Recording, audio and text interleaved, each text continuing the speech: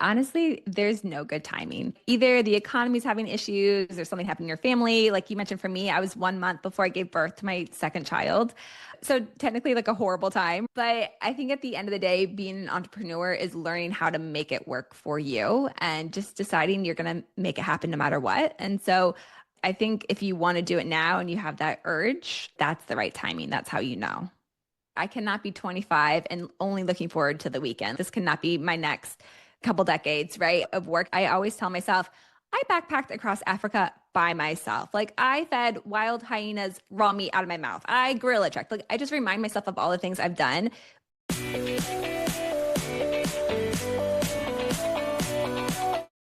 Welcome to the Employee to Entrepreneur channel. Please subscribe so every week you get to hear from amazing guests that share their stories and inspiration and motivation to help them in their journey, and hopefully it will inspire you as well in your transition from employee to entrepreneur.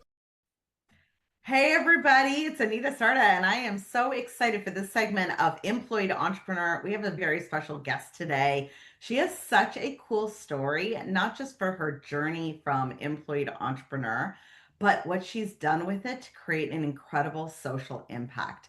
I am so excited because so many times as employees or as even as we transition into entrepreneur, we don't really know how we can give back to the world. And I'll think a lot of people who are in this idealistic dream world of wanting to give back don't really understand that not only can you personally be financially successful, you can actually give back to the world. And I am so excited to have Valerie Bowden on the line to share with you how she's actually done this, how she's made that choice and transition from employee to entrepreneur and created an incredible world impact. Valerie, thank you so much for being with us today on the Employee to Entrepreneur podcast. Thank you so much for having me here. I'm so excited to be here and join today. Before we get started, I know you're a mom of two young kids and you built your business a month before you delivered. So I don't want to hear anybody else's excuses that it's not possible and you got to wait for the right timing and not timing. Before you go into a little bit of what you've done, talk to the audience around timing, because a lot of people would have just used that as a great excuse to go, I'm about to deliver, I'm about to have a baby, I need to wait. And it's, in my mind, waiting is just an excuse. But talk to us a little bit about that. I agree. Honestly, there's no good timing. Either the economy's having issues or something happened in your family. Like you mentioned, for me, I was 1 month before I gave birth to my second child. So technically like a horrible time. But I think at the end of the day, being an entrepreneur is learning how to make it work for you and just deciding you're going to make it happen no matter what. And so I think if you want to do it now and you have that urge, that's the right timing. That's how you know. Yeah, it's a gut thing. There is a good time, and sometimes you just get forced into a situation and you can retreat or you can move forward. And I think you just move forward. Yep. And I think the thing is, like, you never really know how the whole plan's going to work out either. Like, for me, it was a big leap. But that's, again, that's like being an entrepreneur. Like, you just have to take it one step at a time. And then you do get to your destination. You just have to learn how to, I think, enjoy it along the way. Absolutely. So let's backtrack. So you went to grad school, and so you were on that little bit of the trajectory that most of us are, go to Mhm. school. We go to school to become great employees, as I always say, and you're on the path to be a really great employee. I went to grad school for social work. I did work 1 year afterwards, and it was a 9 to 5, and I hated it. It was such a wrong fit. And I was like, I cannot be 25 and only looking forward to the weekend. This cannot be my next couple decades, right, of work. It wasn't the right, I think, career path for me. It wasn't the right business. And so I had always wanted to go to Africa. That was always like the place where I was like, I have to go. And I didn't know anything about the continent. I didn't know how big it was or how diverse it was. And again, not the best timing when you're out of school and you have no money and you should actually be building your resume. But I decided like I have to go backpacking before I get another job. And so I did quit my job and I just took a one-way flight to Cape Town. Wow. Yeah. So in what? Africa's a very large continent. So South Africa was going to be your first stop. Yep. I decided to go to South Africa. And then I originally thought my trip would be like 4 weeks, maybe 6 weeks long. And then as I started traveling, I was like, this is amazing. It was so much safer than I expected. I was having such an amazing time. Again, I didn't realize how like each African country is so different than the next one. So every time I crossed the border, I was like, this is like a totally new experience. And I was meeting other backpackers and like the locals were really nice. So I end up backpacking for 7 months and 9 days until I literally reached Cairo. So until I reached like the other end of the continent. And I just had this incredible journey and it was amazing. That is so phenomenal. I love that. A lot of people, and depending on your age group and you're listening to this right now, you might really feel like I've missed my boat. I wish I was 25 and done that. I backpacked through Asia, Cool. so I do You understand get that, it. that idea of going, and really it wasn't nearly Mhm. as long. I wished it was longer, but it's such a great experience. So just talk to me about probably the two things that you can look back on and you can reflect and say, I learned so much from my entrepreneurial journey from that experience. I think about it all the time. First, whenever I have something hard at work, I can't figure out this contract or I can't figure out how to get more clients, I always tell myself, I backpacked across Africa by myself. Like I fed wild hyenas raw meat out of my mouth. I gorilla trekked. Like I just remind myself of all the things I've done with travel. And that's okay, if I can do that, I can figure out this contract. So that's one thing. It's just like reminding myself of what I am capable of. And I think the second thing, like we said earlier, when I was backpacking, I really had no idea where I was going.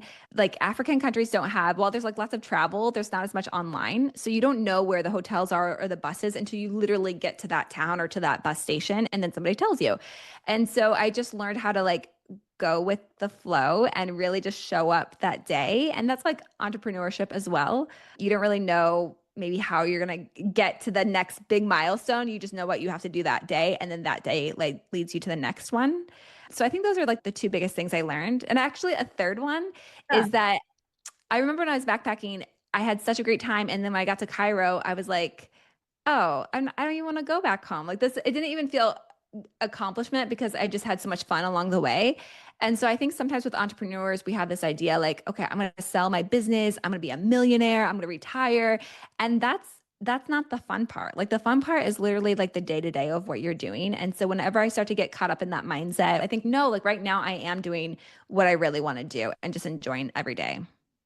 Yeah, those are so powerful. They really are powerful. And then I think that if someone's listening going, I haven't done that. I haven't traveled or Mhm. backpacked, but I'm a really firm believer that we've all in our lives, even if you're in your early 20s listening to Mhm. this, or you're 50 listening to this and wanting to be an entrepreneur, at some point you've done something in your life where you can look back and go, that was really hard. I can't believe I did that. Whether it was having children, not making the decision not to have children, getting married, not the decision not to do that, maybe doing a sports, doing something. All of us can look back on our life and think of something that you're like, if I did that, I can do anything.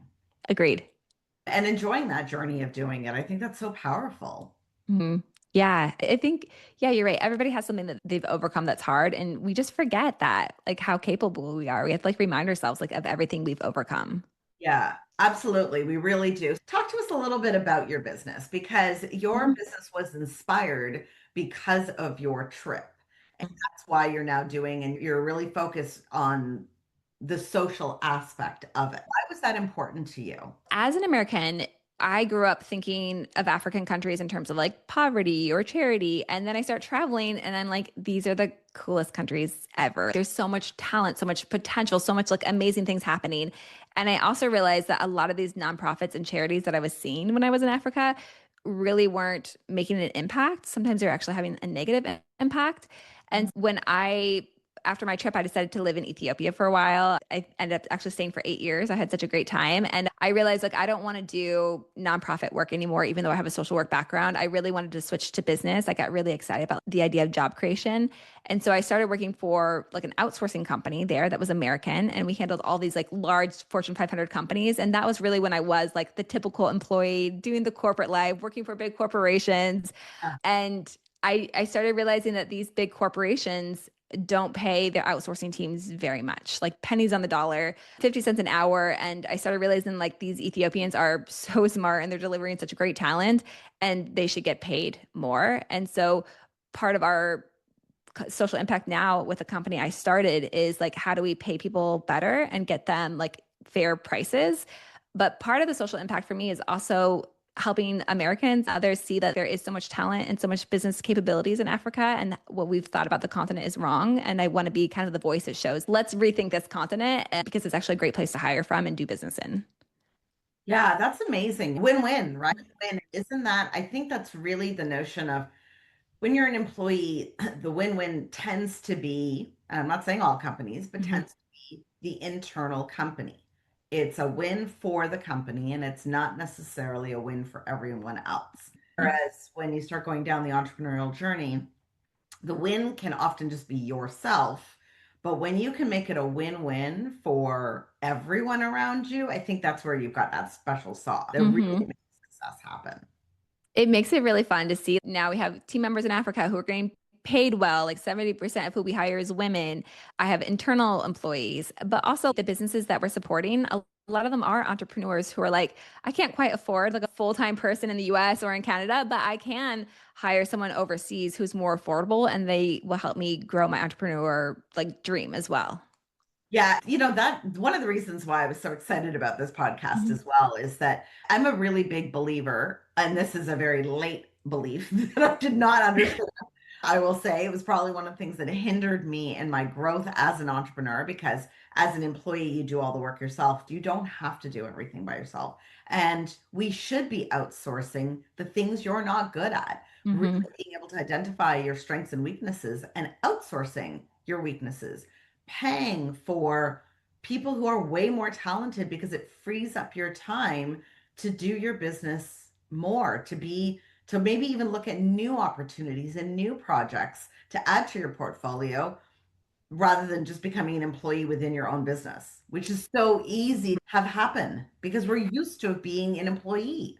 That's, I think, the biggest trap is you just built a job for yourself, except for you have all the more worries and risk and stuff. But to give you guys an example, when I decided to finally hire my first full-time team member to help me, we tripled our revenue in 3 months. Wow. I think at that time I was making like 6,000 a month and I went to 18,000 a month, like from January to March. And it was solely because finally I had someone to help me and I was able, like you mentioned, to do other things. And she came along and she was really good at the things I was not good at. And if you think about it in life, we outsource everything. Like you don't grow your own food, you don't make your own clothes, you don't build your own cars. Right. So same thing like within your business, don't be afraid to hire someone to help you with some other task.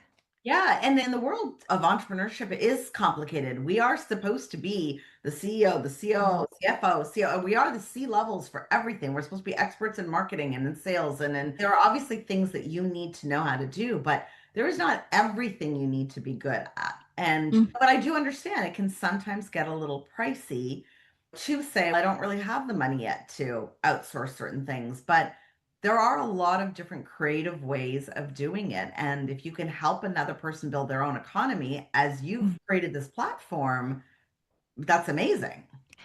Yeah, 100%. I think entrepreneurs we always have this belief like I can do it, which is what leads us to quit our job as an employee because like I can do it. I can build my own business. And then we fall into the trap. I can do everything. I can do the marketing and the bookkeeping. And you probably technically can, but should you be doing it? Is that really the best use of your time? And are you really doing something that only you can do? And chances are like there's somebody that really could help you and allow you to do what you really want to do more often.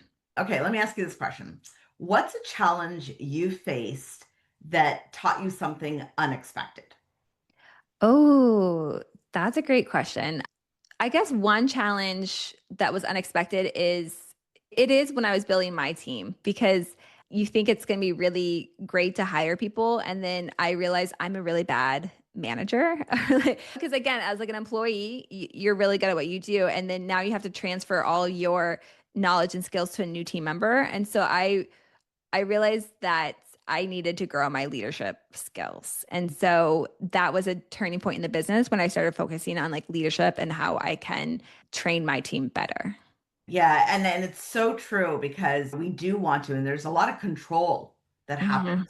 when you're an entrepreneur and you're like, I don't want to be passing on anything. Somebody's not going to do it as well as I do, even if you suck at it. You feel that way. And so, what did you do to help lead and grow yourself? What were some of the strategies that you used to become a better leader? I read a couple books and I also hired a business mentor who helped me. And that was really helpful to have someone to ask questions to and figure out how to lead.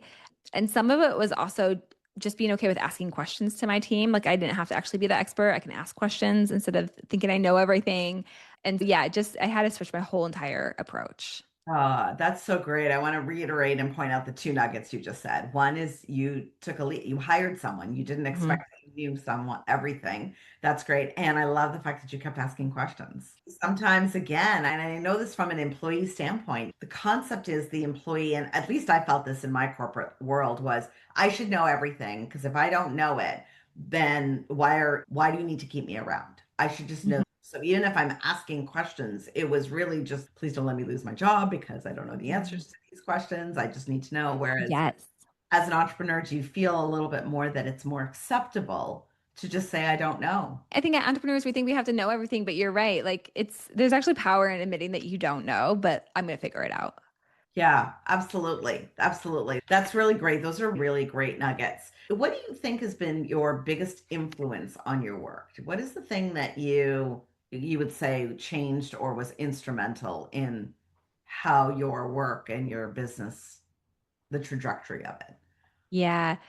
I think the biggest thing that changed for my business was realizing that I wasn't going to give myself an out.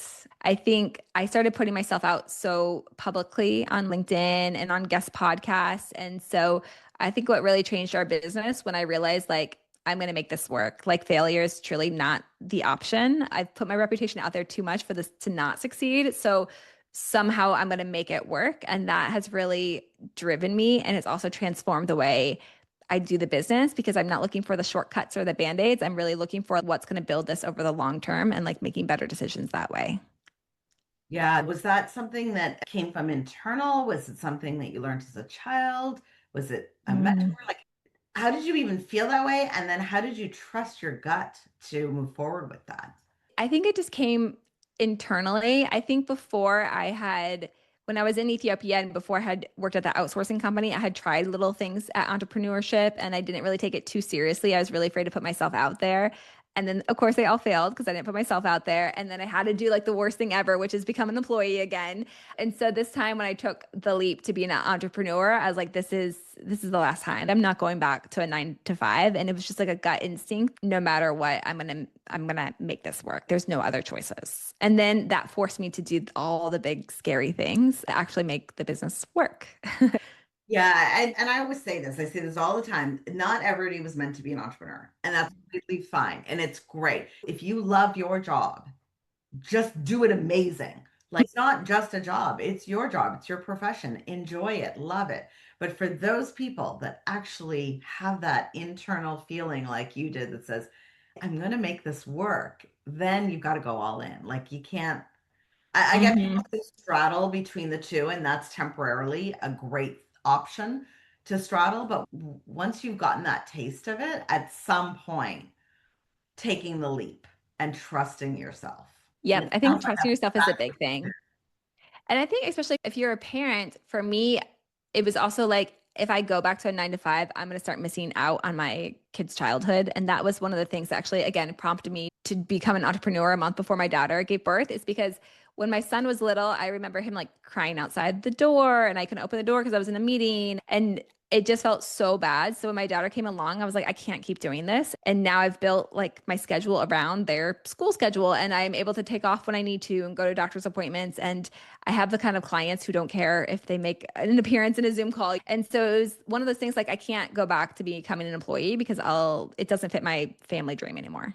Yes. Yes. And that's so important, having a bigger vision of what Mhm. you want your life to actually look like, the lifestyle that you want to create. And it sounds like you've really created or creating a great lifestyle to match with your business. Yeah. I That's like think the best part about being an entrepreneur is like the lifestyle is like you can create the lifestyle you want. I'm taking off for 3 weeks to go back to Ethiopia on vacation. And I wouldn't do that if I was like a 9 to 5 employee. And so that's again why we work so hard and we take the big scary leap is because of the benefits that can come out of it. Yeah, and it's building a business that you can actually do that. Mhm. Early on, it may not be so viable, like to take time Mhm. off and do it. But once you have built a solid business, it is definitely, we were talking before we started recording. I have elderly parents now. So I've gone from having to do the children's side to the other side. My kids are now young adults. They really don't need me the way they did when they were, but I now have parents that need, and the flexibility that I have is amazing. Just Mhm. being able to drop things, or I did calls from the hospital. I'm out in the lobby and I'm doing a Zoom call, but I'm still there. And being able to Mhm. have some of that flexibility to take months at a time is really powerful. It's really Mhm. powerful. But you got to create the world to be able to allow that. So if you could go back and give yourself some advice, what would it be? So let's do this in two ways. One is earlier when you were in your early mid 20s and you decided to do this whole backpacking journey. And then let's also go back just like 3 years when you launched your business. If you could just go back and now in hindsight, what would you have said to yourself?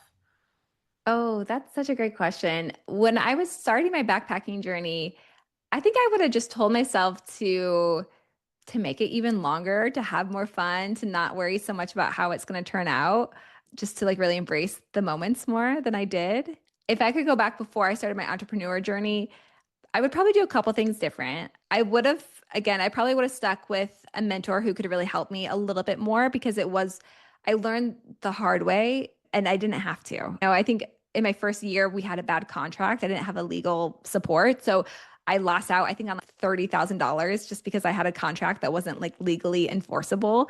And that's something a good mentor could have helped me with. And so I didn't, that was a really painful lesson to learn. So I think if I could go back, I would tell myself to stick with a mentor who's had success so that I don't have to learn the hard way on everything. Yeah, and it's so powerful. I say this all the time, which is part of the reason why I've got the program that I have, which is we go to school to really be great employees. We're educated, whether it's grade 3, grade 12, post grad, we go to school and the idea is we're learning all the things to be a good employee. I'm not sure that we've got a great education system to learn us to do our taxes and budgeting and all 100%. stuff to be a good contributing adult in society. I have some issues on that. But I do think that if I look back to my own education and my master's, I was a great employee. I learned how to do a lot of the things and the discipline to do that. And when we become an entrepreneur, we don't have enough. There's no training. So if you've decided to be an entrepreneur, you are left to your own devices. And because there's so much out there on the internet, it doesn't actually make it what you need, customized for you, Mhm. or relevant because you don't really know a lot of people say different things. So how do you know what you need? Exactly. So when you go back and think about it, having that mentor probably or a coach probably would have changed a lot of the trajectory. Did you do Mhm. other kinds of courses or training to help you? Because you do have a post grad. I mean, I did a few trainings here and there on like entrepreneurship, and I did a lot of the things that were like affirmations and having a vision. And those things are all amazing because those get you to take the leap. Mhm. But like you mentioned, like there wasn't anything that was like custom to me. And in this day and age, like things are like there's just so much stuff on the internet that you really do need to have specific help. Like just as an example, I hired like a fitness coach in January. It's so radically different than trying to come up with a fitness program on an app or Google what my macros should be. But having a nutritionist who knows me, like the progress has been 10 times faster and better. And so I think the same thing in the business. Like a business mentor is like worth every penny you spend because you should be making more or saving a lot of money if you have a good mentor. They'll help you in that way.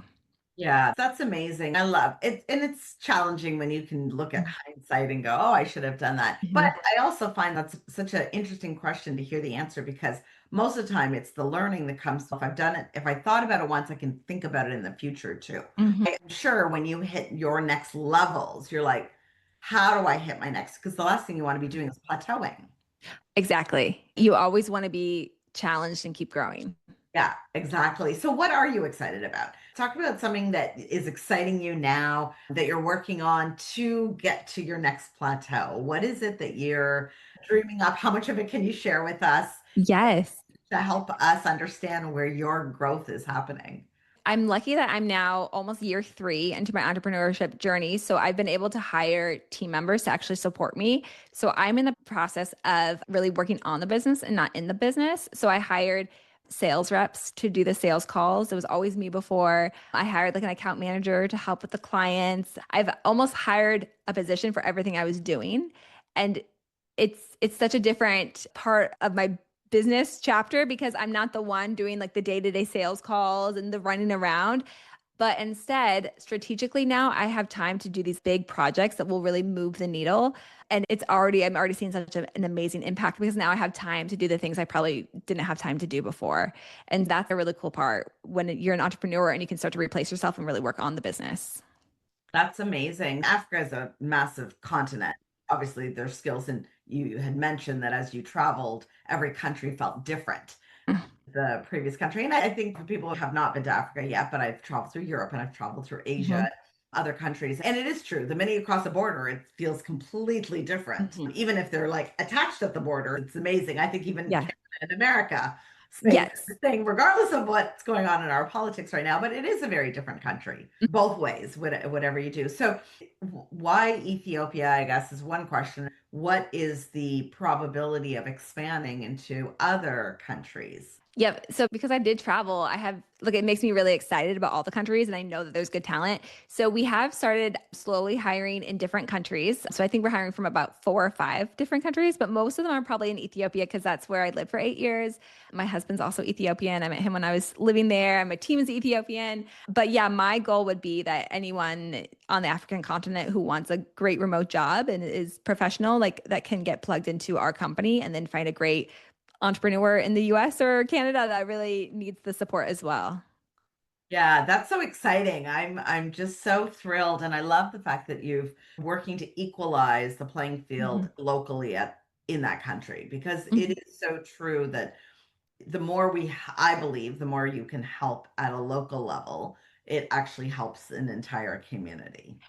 Yeah, 100%. And it's funny because a lot of our team members are related. So it will be like a sister who starts working with us, and then she'll have her like her brother join, or we have husband and wives teams. And we are like the sole income for a lot of families. And we do hire from a lot of the same cities. So it is like slowly changing communities when young people have great jobs and are making great money. They pour that back into local businesses, and it just makes everything more sustainable and impactful in that way as well.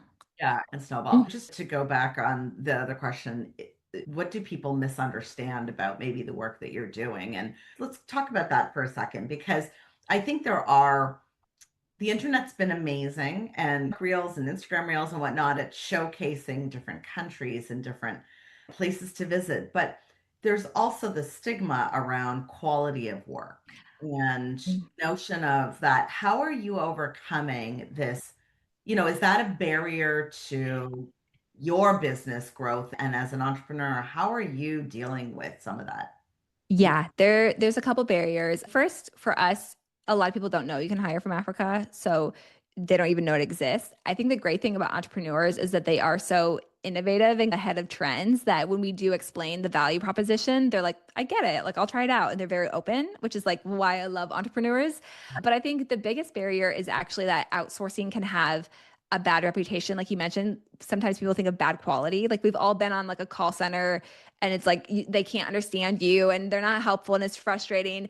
But now that I've been in this outsourcing world for about 6 years total, I see why there's bad quality and it's so easy to prevent. A lot of these big companies, they don't do proper training, they don't do proper management. Again, they pay horribly. So someone's working like 3 jobs. But if you work with a quality outsourcing company and you get to pick your own team members and you choose a script and you do proper training and you do, let's say, like a daily stand up, you're talking to them, then the quality is amazing. In fact, you'll probably find it to be even better because you're now hiring someone that is now getting paid so well that they're going to do the extra mile for you. And so chances are like the remote team members should be your best team members, I think, in your company because you're paying them significantly more in the local currency. So outsourcing is amazing if you set it up correctly. And that's how I guess all things work. So let's talk about that elephant in the room, because there's so much talk in this day and age of why outsource, why not work locally, Mm-hmm. why not stay in, you're American, stay in America, in North America, whatever. Why are we going outside and working with other people instead of building our own? If your argument is build a local community, let's just talk about that. That's a great question.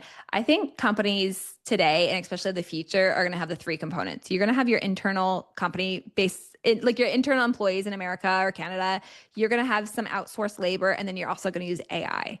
And there's a specific function for each group. And so when it comes to outsourcing, there are some tasks that just really don't make sense for someone with, let's say, an American salary to do. For example, cold calling. When you're cold calling 300 calls a day, maybe you get 30 people who pick up. So most of the time you're just listening to the phone ring and then you get hung up on as soon as you say hello. So you don't want to pay someone with a really expensive sales salary to do that. That's like a waste of your money. Instead, you want to hire someone who is a little bit more affordable, who can do that, who can be that friendly voice. And then they transfer the call or set up an appointment with you or your internal sales team, who's probably based locally, who knows the nuances of your industry. And all they have to do is close the deal. And so if you look at it from that perspective, again, it's just like there are certain things that should be outsourced and there's certain things that should be done in-house. And if you do it right, your team and yourself will have so much of a bigger bandwidth and more revenue and more profits. And you can even serve your customers better because if you have to hire an expensive salary to do every single email and every single customer service need, it's going to be really slow for you to respond. But if you can hire someone who's affordable, your customers can get like a reply right away by a real human. And then when things get hard, you escalate it up to the in-house team who, again, knows the nuances better. Yeah. So I'm not like either or. I'm thinking if you do it right, it really supports your internal employees more than anything else. Yeah, I'm such a big believer that we live in a global world and Yeah. there is global talent, and we should be very much tapping into the global skill set that's out there. There's well educated and professional people, Mhm. and we've got this artificial notion of borders. Exactly. And I think a lot of people in the outsourcing world believe that it's like now the global talent economy. And it is, you're just going to hire the best person for the job. And sometimes it will be locally, sometimes it won't be. And the best people aren't always within your own zip code. So don't Absolutely. limit yourself. And because of the world we live in, and there have been some amazing things that have come out of the pandemic, and one of which is the Mhm. notion that you can work from home, you can work remotely, it doesn't really matter. Mhm. It's irrelevant where you are right now and where I am right now as we even do this podcast. Percent. We're doing this interview at our in our homes, but it's not relevant where that home is. And so if I can work out of my little office here and you can work out of yours or in Ethiopia, it Mhm. doesn't matter. And I think that's the idea of a global world. So I love the fact that you're sharing and teaching people this. I love this little triangle that you've created of Yeah. AI and outsourcing, but it is Mhm. really a great example of how businesses and entrepreneurs can really maximize their success. Yeah, 100%. And I think AI is going to become more and part of an entrepreneur's journey. And like even within our team, even though we have access to hiring people really affordably, there are some tools that like AI just does better. If we have to look over 100 things really fast, AI can do it so much faster. And then it allows our internal team to do the job with like less work and to do a better job. So yeah, you just have to know what can you do, what can be outsourced, what can be done by AI. And that's when you figure that out, that's when I think your business is really going to take off. Yeah. Yeah, that's fantastic. I love that. So, what's your definition of success? And you touched on it a little bit earlier around it's not just I'm going to sell my company and you've had offers to for your company to be purchased, but what is your definition and is it forever revolving? How do you know when you've actually hit success? An entrepreneur, as an employee, you get to that next rank level, you get that raise, you get that bonus, and you're like, okay, now I'm successful. And you might hit a level and just go, okay, now I'm VP of whatever, I'm now successful. But there is no rank in as an entrepreneur. How would you define success, or how should someone think about that? That's a great question because you're right. With being an entrepreneur, there's really no limit. And so your success, I think, changes over time. Like what I think is successful now is so different than I thought it was a couple years ago. I've already hit what was successful. For me, I think it's waking up excited to do my work because I enjoy it. It's contributing to my team and to my clients. It's having the time to do business and be a mom at the same time. And I think it's just feeling like proud of what I'm doing and also being able to sleep at night. Like I never want to do, I think in business there's a lot of gray areas and my rule has been like I want to be able to sleep at night and not be worried. And so I don't take risks that are unethical or illegal or so it's just I want to feel good about what I'm doing 100% of the time. And yeah, I think my success in terms of what I want to accomplish in the business continues to change and evolve as we grow. But yeah, I love waking up and feeling joy at what I'm doing and being part of a team and being there for my family. That's amazing. But I want to go back a little bit and touch on this because that's probably the comment around your goal success keeps Mhm. changing. So at what point would you advise someone to just go be happy? Because if your goal is constantly changing and your definition Mhm. of success is, at what point are you feeling, oh my God, this thing is never going to be what I want it to be? And that's Mm. the level I want to get people to be at. That what point do you feel? And I don't mean this as an employee, but as an entrepreneur, because the last thing it's so easy to burn out Uh-huh. and just feel like that goalpost constantly moves. How do you prevent that burnout? But B, is it okay that the goalpost finally just stops? Or does it always Mhm. have to keep moving out that I never actually accomplish or Ooh, have? yeah, that's a great question. I think again, when I was an entrepreneur before, like years ago, and then I failed and had to become an employee, I was a miserable entrepreneur because I had wrapped up my identity and work. And so when it wasn't going well, I didn't feel well and I stopped hanging out with people and I stopped doing all those things. And so I think as an entrepreneur, you'll burn out if you're not living a little bit more balanced. Like you have to enjoy your life and you still have to do fun things and you have to still be with your friends. And if not, you will burn out. For me, I will constantly move my goalposts because I want to keep growing and evolving. And I want the things that seem impossible to finally become possible. But I like to see it more like art. Like my business is my art. And so I'm constantly trying to make it better and mold it to how I want it to be. And so I think if you are just enjoying the creation part of it and you always feel like there's something more you can do to enjoy it and then you know when to cut yourself off. For me, like 3:30, 4 p.m., I cut my work off even if I'm not finished to be with my family. So you have to have some boundaries, but I think it's okay if you want to keep growing and going to the next level. That's the fun of being an entrepreneur is like you can keep growing and there's a reward for it. Yeah, and I love that. It's the growing. It's the growing. Mhm. I love that answer. So that's great. So talk to us about your typical day because you are a mom of young children. And so there are people who are watching this who either have a full-time job and straddle a side hustle or have parents or have children, or in my case, I'm now worried more about my parents than I am children. So what does a typical day look like for you that you can prioritize and not spend 24/7 in your business or on your business? I recently cut out all of the things that were not benefiting my life. So I stopped watching TV, I stopped doing movies.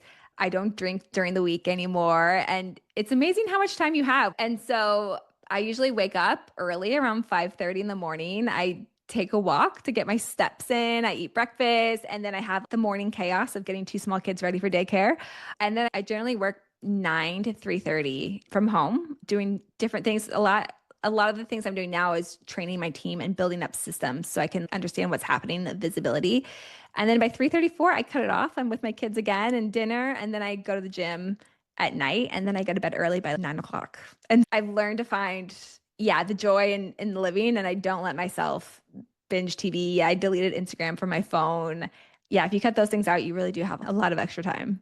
Yeah, yeah, it's true. When it's society has just and our phones have just got Mhm. ridiculous about it Mhm. consumes so much of our day. So much. And I have such an addictive personality, I think. And so I could not stop scrolling on Instagram. And some of the things were just like funny and I enjoyed it. But I noticed I got like a fitness tracker that actually tracks my sleep. And if I look at my phone an hour before I go to bed, my whole sleep, it's like it's more disruptive. And so now I started reading a book or doing some other activities and I sleep so much better. So I think if you start to really I think focus on your health. And if you have the data behind it, you can make so many better decisions. And then when you're healthy and feeling good, your business obviously benefits because you have more energy. And so does your family. Your family, you're not cranky, you want to spend time with them. It's huge. Like I think sleep really is one of the secret hidden components of anything Yes. and everything that you can do, particularly as an entrepreneur, because there's so many things coming at you. I think if you're an entrepreneur and if you're not prioritizing your well-being and your health and your sleep, you will burn out. And so that's something that I'm taking very seriously now. And again, it's had such a big impact already on my business and the way I show up. Yeah, for me too. I realized really early on, I love my sleep. I've always loved my Mhm. sleep. When I don't sleep well, I can pretty much handle 2 days of not sleeping well, but by the third day, I'm done and I'm no good to anybody. I'm not good in my work. I'm not good in my family. So being able to really focus on that one thing actually changed everything for me. Yeah, same. So I have the Whoop. I don't know if anybody follows the fitness trackers, but it will show you your sleep and if you are stressed while you're sleeping and how long you're in the REM cycle. And even things like I noticed if I had a beer like on a Wednesday night, my sleep was 20% worse. And I'd wake up with like a higher resting heart rate. And it came to the point where I was like, I can't ignore that. And as I think as an entrepreneur, you want to tweak everything. You want to like biohack. You want to do all of the things to show up just like 1% better. And so that was the thing is as soon as I started having data on everything in my business and in my personal life, I could change things and it has made a big impact.